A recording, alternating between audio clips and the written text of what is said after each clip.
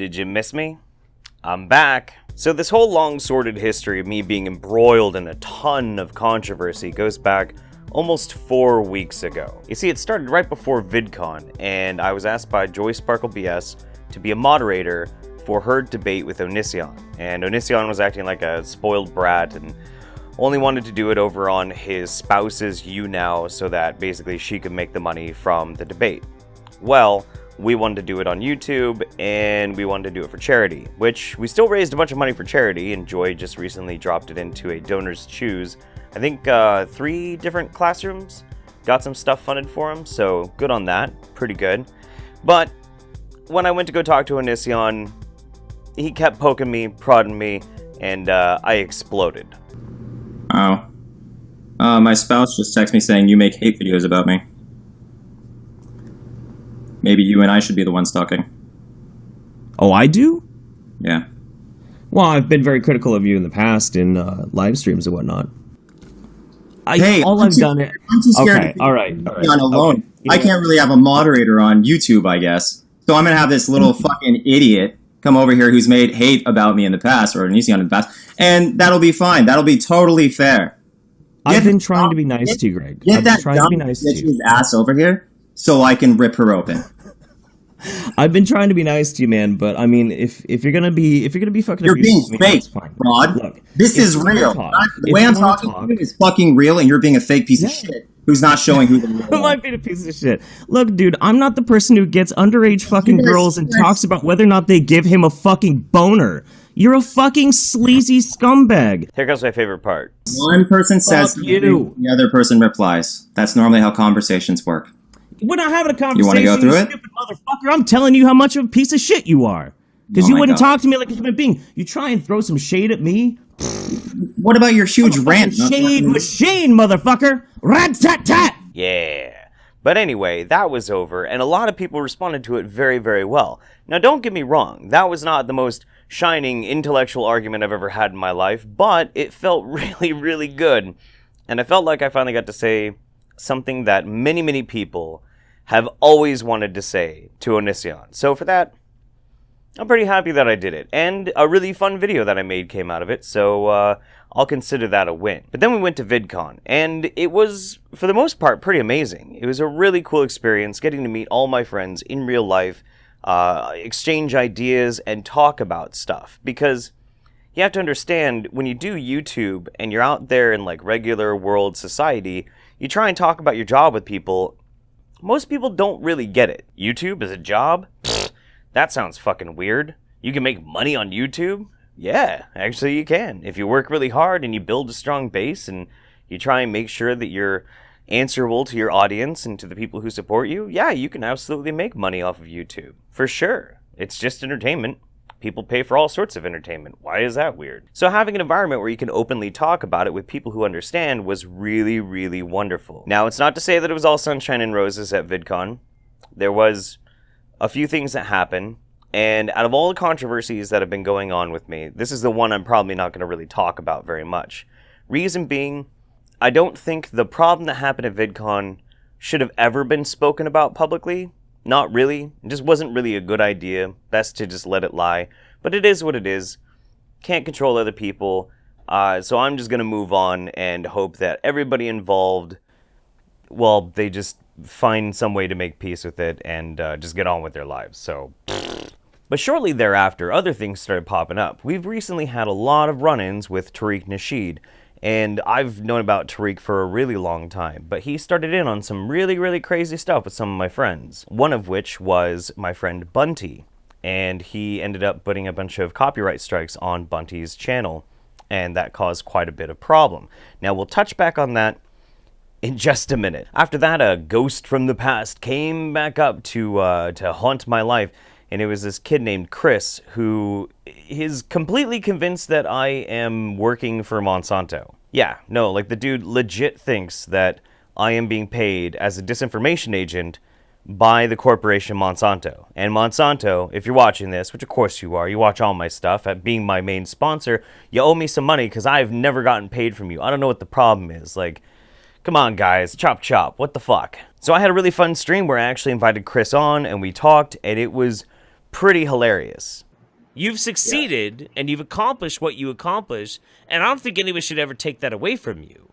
I haven't accomplished what I need to accomplish yet. Well, but for yourself, you have though. You're healthy. You feel good. You feel awesome.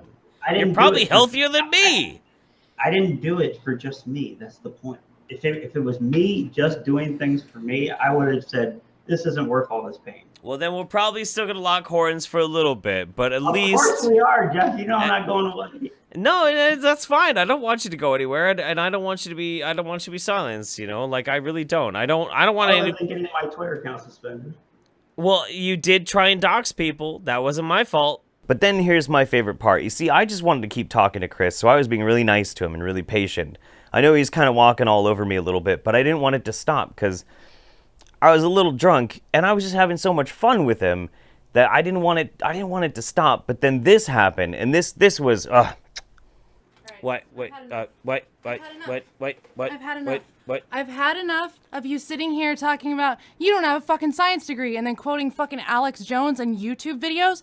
Shut the fuck up, Chris. I didn't mention Alex Jones once. You're basically saying the same exact shit. And I know you follow Paul Joseph Watson on Twitter. Dude, I'm fucking over this argument. I'm fucking over this argument of you don't have a science degree. You have a computer science degree. Yes, He has a degree in biology. While it might not be a master's, he's still working on it. I know, and this is not an argument. Your credentials, Chris, your credentials is not an argument for your falsities. I'm sorry. Look, the reason you're taking this so personally is because you don't have an education fucking tried to dox my family. No, because you don't have an education either. That's why it's personal. Oh, and now it makes you question your life choices. And you're defending that. And I don't question my life choices. I was going to school to be a mycologist, and I passed all of my science and math classes with A's. You know why I dropped out? Social justice. And I still plan on going back, but I have a really nice degree in a tech company. So, don't really care at the moment. I wish you the best, and I wish but, you Chris, your credentials are no reason for your flawed arguments. And I'm over it. It's 10 o'clock at night, and I want to have sex with this man. So if we want to continue this debate at a later time, let's do that. Okay? Okay. Sounds good. You should read some Sutra Chat and then come fuck me. Because I'm over it. Yeah. Oh, okay.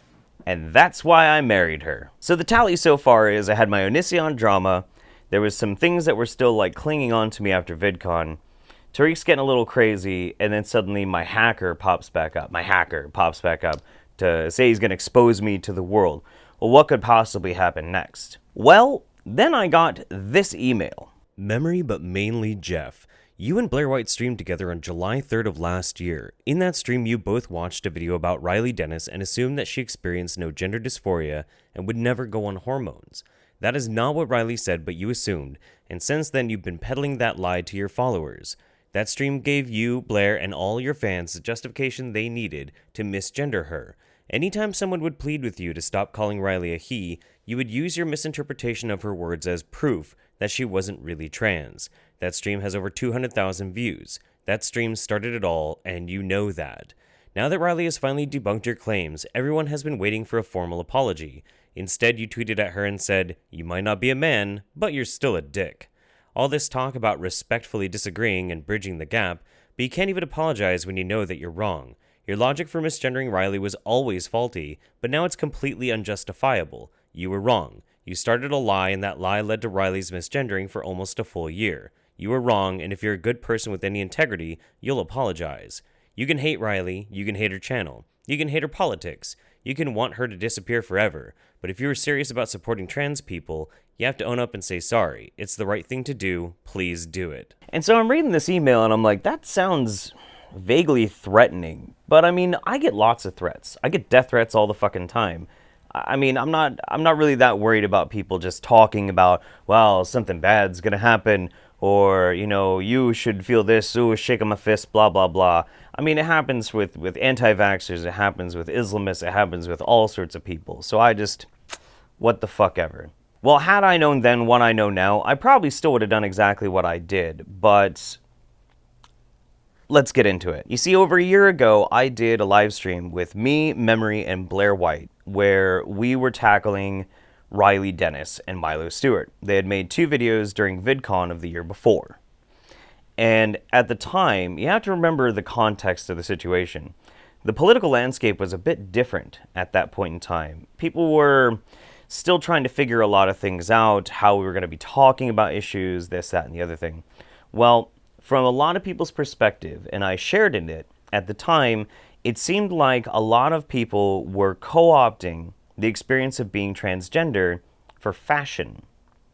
Now, it's unfortunate, but we were all under the mistaken impression that Riley Dennis was only doing it for fashion. But we didn't have a whole lot else to go on. Now, is that judgmental? Yes, but think about the intentions for a minute.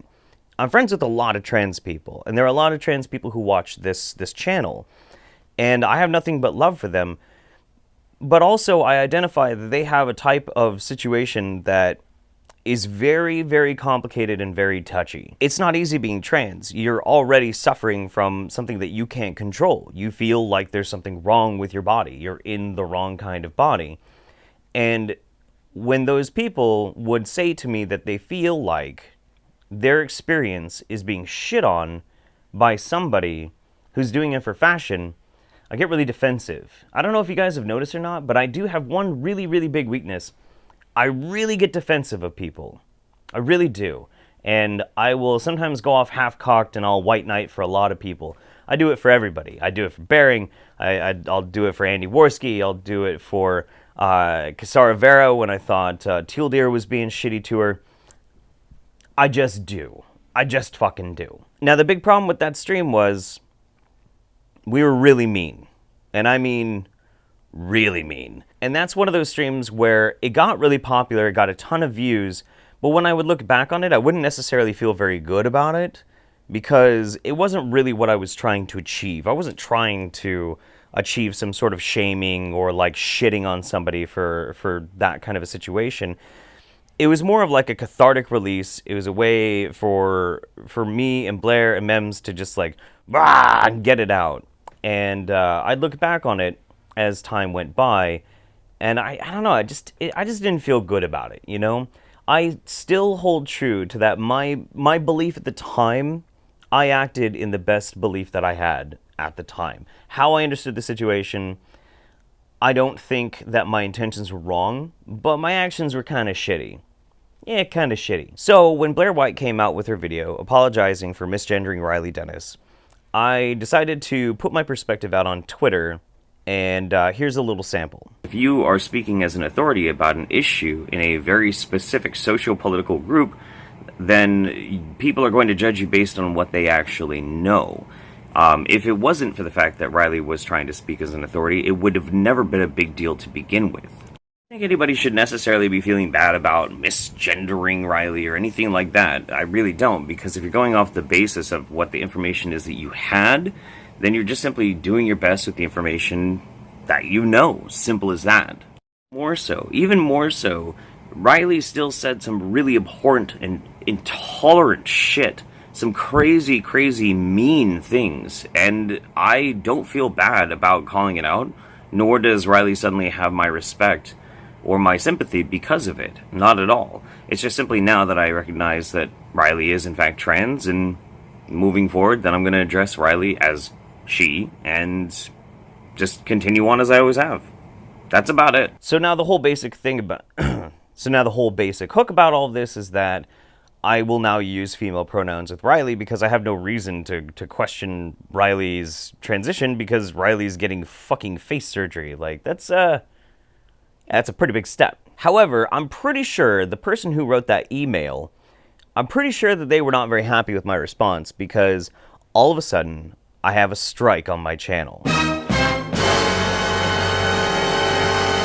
Harassment and bullying. Oh, shit. Now, the grand irony of all of this is when I found that I had gotten a strike, I was logging into my channel to go to that stream and put it unlisted. Because after Blair's video, and then I'm talking about my perspective about it, I was like, really, nobody needs to see that video anymore. It's outdated, and it's inaccurate, and there's no reason to keep it up. So, irony of ironies, there you go. There's a strike on my channel. Now, I did appeal it, but when I appealed it, I was like, no, I understand why I have a strike for this. I was gonna go take it down, like literally when I got the strike, but I mean, yeah, I can see why it's going to get taken down. So they rejected my appeal, which, you know, it's fine. Sometimes you hit, sometimes you miss. And I am by far not a perfect human being. So that's how I got my first strike ever on my channel, harassment and bullying for a live stream that happened a year ago.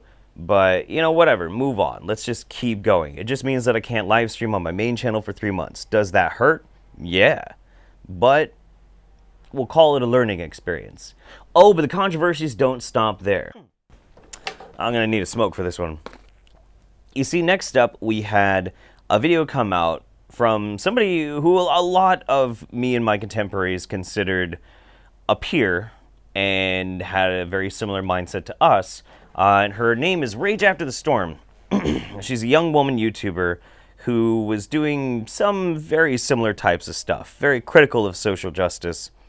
So a lot of us promoted her. I shouted her out quite a few times on Twitter. She was on several different people's shows. She recorded intros for someone else. And she came out with a video called Race is Real. Now, we're gonna get into the race thing again. We are. And I'll explain why I'm gonna get into it again in just a minute.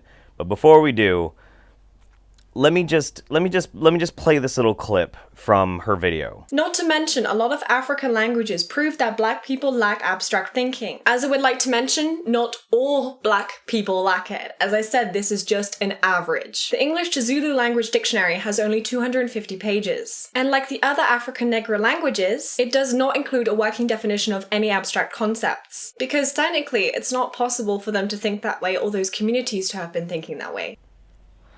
Oh boy. Jesus. Now, technically, this happened before the whole Riley Dennis thing happened, but it's just the chronicle of events because of how many controversies are going on right now. It's all muddled up in my fucking head. And just, oh my god. But anyway, there was a stream that happened where quite a few people went together. I was part of it to go and rip apart the sources that she used for her video, one of which was from Stormfront, which... that's never a good fucking idea. And again, I will get into this even further, and I will be making a video specifically addressing race, IQ, and intelligence, and I'll bring it up again, but for the purpose of this video, it would take way too fucking long. Anyway, this exploded with people getting super pissed off at everybody. Well, of course, race is real. Sure.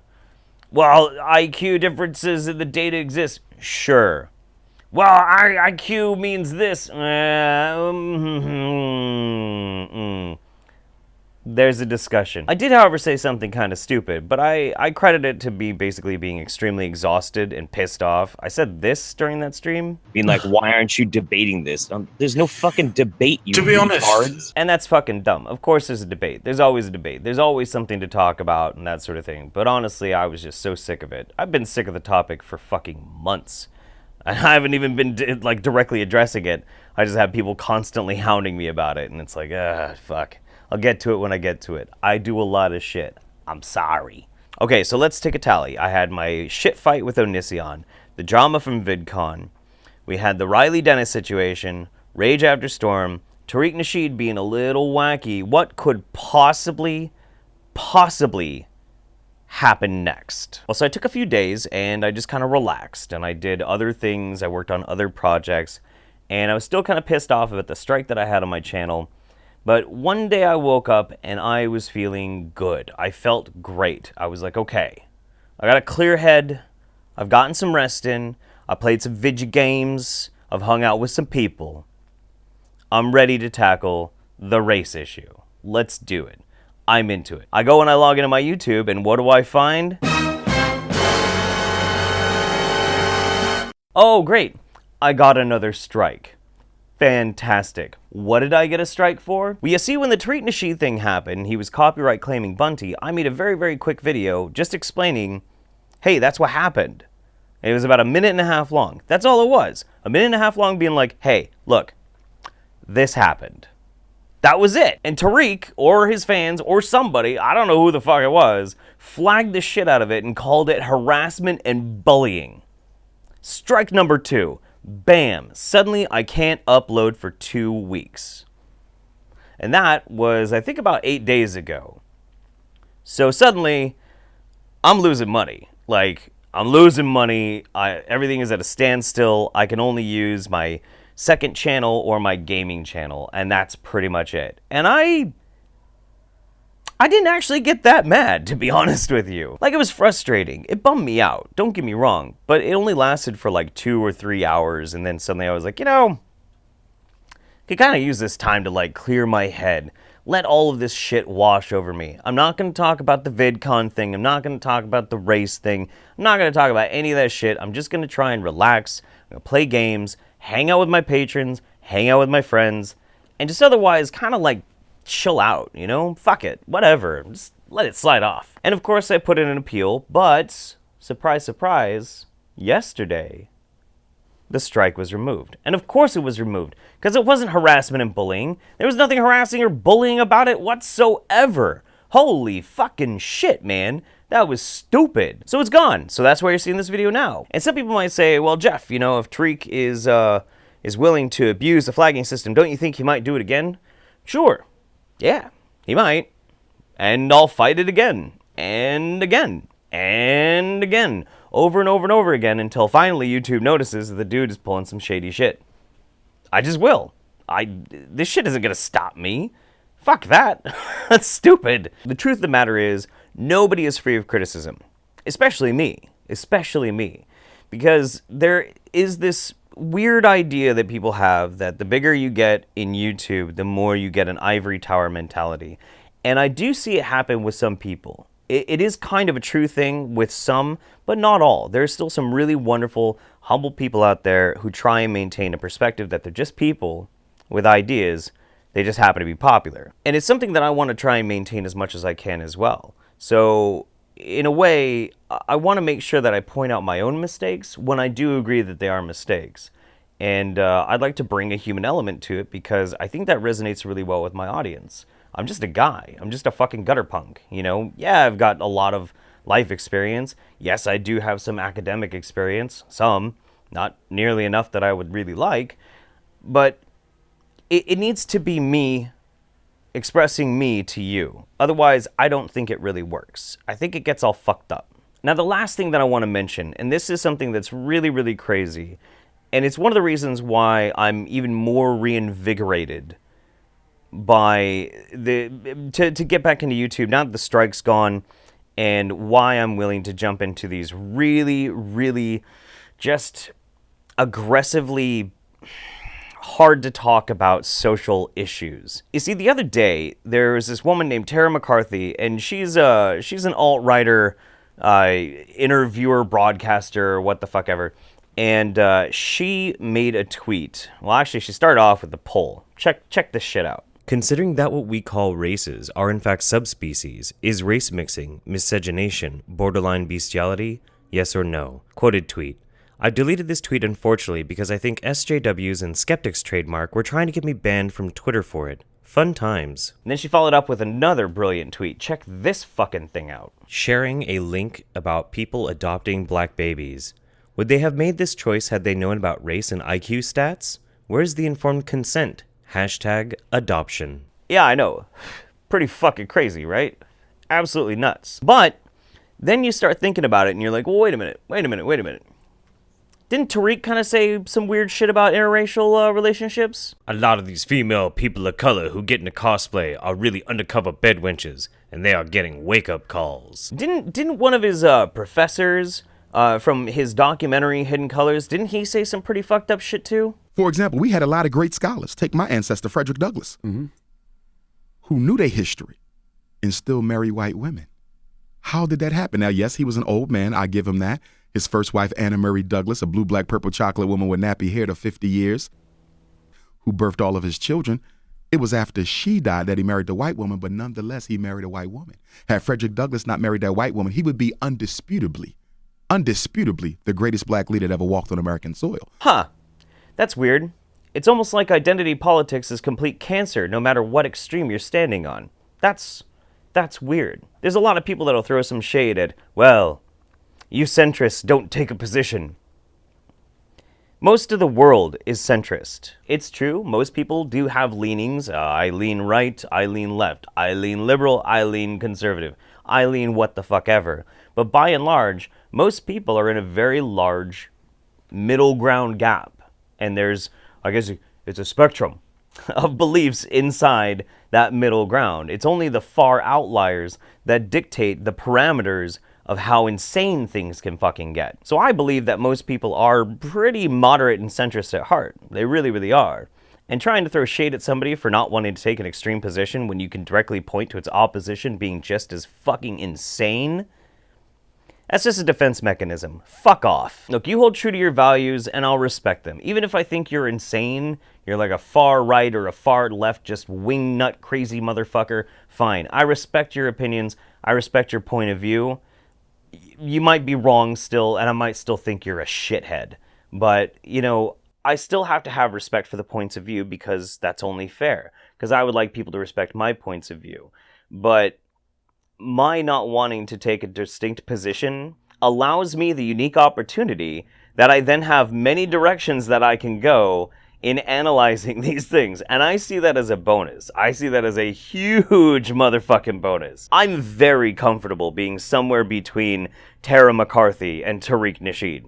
I'm very comfy here. I feel just fine. And I feel very invigorated now that I can finally get back to work on my channel. Last but not least, and the final thing I'd like to leave on this video before I go is a word of thanks. Thank you. Thank you to my viewers, to my patrons, to my friends who've been so supportive in all this insane amounts of controversy that have been surrounding me and the insane amount of stress that I've been put under because of it. I feel great now, but for a time it was actually pretty shitty. Wonderful people like Nick, my co-host for the YouTube Saints, everybody in my genre or whatever, my YouTube family, everybody from Sargon and Andy, Lacey Green was very sweet to me, Bunty was wonderful, Ian Miles Chong has been a stellar dude, lots of support there, Rags, everybody has been absolutely wonderful, and especially to TJ. TJ actually called me and let me vent to him about the whole situation, because he's been through strikes and controversies for fucking years, so thanks, man, I appreciate that. So for everybody out there, I'm happy to be back. I'm so into it, I'm invigorated, I'm full of energy, piss and vinegar, ready to keep going at it. I hope you'll stick with me. Let's take this journey together. It's gonna be fucking wild. I hope all of you have a wonderful day. I'll see you soon. Bye.